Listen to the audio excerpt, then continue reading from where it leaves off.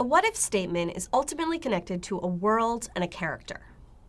When we say world, what we really mean is the environment, or set of rules in which our story will take place. It could be literal, like a coral reef, or figurative, like the mind of a young girl.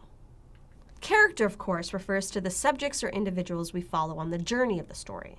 What if there was one last robot left on Earth? Let's hear about some of the worlds and characters that inspired our Pixar story artists. Star Wars has this great what-if question, which is, what if there was a band of rebels that were trying to be the guardians of the human spirit? And let's say there was this great war that was going on between this non-feeling technology trying to wipe out this kind of subtle human feeling, and it just has this great, powerful what-if question that really drew me in to that world. The great thing about the world of Toy Story is that it's this really beautiful metaphor for growing up.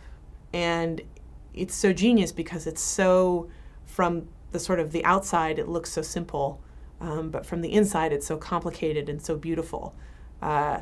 So I think that's a really good example of a world sort of leading the story, and a world containing a metaphor within it that we can all sort of grasp and hold on to. One of my favorite movies is Raising Arizona by the Coen brothers, where the world takes a backseat to the character of this protagonist who wants to sort of steal a baby so him and his wife could have this family. That character is so incredibly alive to me that, you know, he could just stand there on the screen and it would still be really compelling. Personally, I always think character should come first, and then the world comes after. For example, a blind person forgetting his pants and going to work will have a completely different story than a seeing-eyed person forgetting his pants and going to work. Two characters will have completely different stories, but all of the objects and the setting and everything else is completely the same.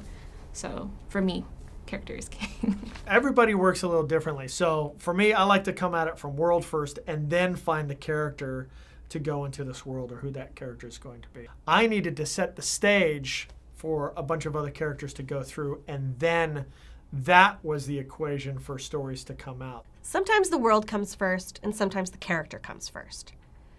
Either way, the story's born when both things, world and character, meet. Let's get warmed up in this next exercise thinking about characters and worlds in the stories you love.